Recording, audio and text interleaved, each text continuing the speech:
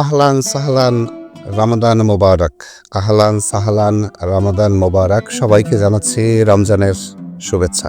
এই রমজান মাস আমাদের আত্মপরিশুদ্ধির মাস, সংযমের মাস এবং নিজেকে পরিবর্তনের মাস।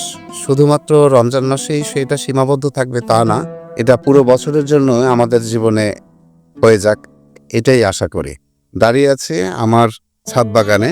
এবছর আব্বা বেশ কিছু টমেটো গাছ ছাদে লাগিয়েছিল, যদিও এর আগে টমেটো তোলা হয়েছে, একেবারে শেষ পর্যায়ে আছি তো। সাথে এই যে কাঁচামরিচও আছে, বেশ ভালো পরিমাণ টমেটো আমরা এবার ছাদ থেকে খেতে পেরেছিলাম। আলহামদুলিল্লাহ এবার বেশ ভালোই টমেটো হয়েছে আমাদের ছাদ বাগানে এবং বেশ ভালো টমেটোই আমরা খেতে পেরেছি ছাদ বাগান থেকে। যদিও অনেকের ছাদ বাগানে এরকম টমেটো হয় না, আলহামদুলিল্লাহ আমাদের এবার বেশ ভালো ফলন হয়েছে। এইখানে এই যে কমলা গাছেও সুন্দর ফুল এসেছে। এত সুন্দর মিষ্টি একটা ঘ্রাণ এই কমলা ফুলের গাছে, দুর্দান্ত একটা ঘ্রাণ আসতেছে। আরেকটা জিনিস দেখেন, এই যে সেই তিন ফল, কোরআনে বর্ণিত যে তিন ফলের কসম আল্লাহ খেয়েছিলেন, অত্তিনি ওয়াজ্জাইতুন, এই সেই তিন ফল, এই হচ্ছে সেই তিন ফলের গাছ। আলহামদুলিল্লাহ বেশ কিছু ফল আমরা এখান থেকে খেয়েছিলাম। গাছটা আরো বড় ছিল, কিন্তু এটা আস্তে আস্তে ওই যে পরিচর্যা এবং কেটে দিতে হয় আর কি, যার কারণে এটা ছোট হয়ে গেছে। এই হচ্ছে তিন ফল। এরকম বহুত ফল খেয়েছি। আসলে ছাদে গাছ থাকার কারণে যেটা হয়, পাখিরা এসে এই ফলগুলো খেয়ে যায়। পাখিদের জন্য যদিও উন্মুক্ত, এই ফলগুলো খায় তারা, পাখিদের জন্য কোনো নিষেধ নাই। আল্লাহর দেওয়া ফল আমরাও খাবো, তারাও খাবে। এইখানে এই যে টমেটো।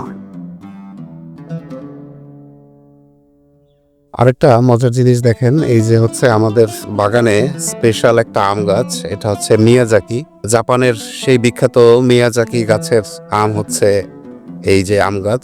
সুন্দর সুন্দর মুকুল এসেছে এবার এই গাছে। প্রতিবারই আসে, আসলে ফল টিকায় রাখাটাই মুশকিল। দেখেন কি পরিমাণ মুকুল এসেছে, আলহামদুলিল্লাহ, সুবহানাল্লাহ, আলহামদুলিল্লাহ অনেক মুকুল এসেছে এবার। এই পাশে আরেকটা গাছ আছে, এই গাছেও সুন্দর, আলহামদুলিল্লাহ বেশ ভালোই মুকুল এসেছে, বেশ ভালোই মুকুল আসছে। আসলে কতটুকু থাকে ফল পর্যন্ত থাকবে কিনা সেটা বলা মুশকিল। এই গাছটাতেও আছে। তারপরে এই পাশে আরেকটা গাছ, এই গাছেও সুন্দর ফুল ধরছে, মুকুল ধরছে বেশ ভালোই। একটা মজার জিনিস দেখাচ্ছি আপনাদের, আমাদের ছাদে একটা 12 মাসি আম গাছ আছে আমাদের অলরেডি। ছাদের এই 12 মাসি আম গাছে ফল চলে আসছে অনেক আগেই। যদিও এখানে বেশ কয়েকটা ফল ধরেছিল, ওই ঝরে গেছে। তারপরে হচ্ছে যে পিচ্চি বাচ্চারা উঠে ছাদে, তারা বাসার পিচ্চি বাচ্চারা ছাদে উঠে তারা হয়তো বা নষ্ট করছে বা নিয়ে গেছে ছেড়ে। এবছর আমাদের ছাদ বাগানে যে ডালিম গাছ আছে, সেই ডালিম গাছে দ্বিতীয়বারের মতো ফল ধরেছে আলহামদুলিল্লাহ। এর আগেও ফল ধরেছিল, কিন্তু সেটা মোটামুটি ভালোই হয়েছিল। এবারের ফলটা দেখতেছি একটু বেশ বড় হয়েছে আগেরটার থেকে, বেশ কয়েকটা ফল আসছে। এর মধ্যে একটা পেড়ে খেয়েছিলাম কিছুদিন আগে, এখন এই যে ছোট ছোট ফলগুলো আবার আসতেছে। এর মধ্যে একটা পেকে ফেটেও গেছে, এই দেখেন, অসাধারণ।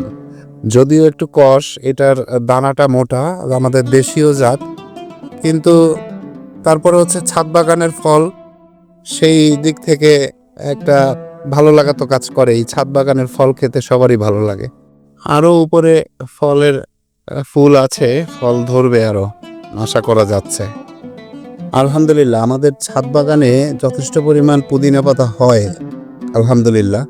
গতবার রোজায়ও আমরা পুদিনা পাতা কিনে খাইনি, আমাদের ছাদ বাগানে যা হয়েছে সেখান থেকে আলহামদুলিল্লাহ আমাদের নিজেদের চাহিদা পূরণ হয়েছে এবং আশেপাশের প্রতিবেশীদেরও কিছু দিতে পেরেছিলাম। সতেজ সতেজ পুদিনা পাতা নিজের ছাদ বাগান থেকে তুলে পেঁয়াজ ও ছোলার সাথে খেতে দুর্দান্ত স্বাদ। আর এর যা ঘ্রাণ, খুবই রিফ্রেশিং। সারাদিন রোজা থাকার পরে এর ঘ্রাণ, মেন্থলের যে ঘ্রাণটা, খুবই রিফ্রেশিং। এবং এই পুদিনা পাতা কিন্তু পেটের জন্য বেশ উপকারী। ছাদ বাগানে আরেকটা গাছ আছে, সেটা হচ্ছে আমাদের 12 মাসি পেয়ারা গাছ। আলহামদুলিল্লাহ গতবার খুবই ভালো ফলন হয়েছিল। এবারও ফল আসতেছে আস্তে আস্তে করে, যদিও অনেক পোকা লাগছে, মিলিবাগের আক্রমণ হয়েছে।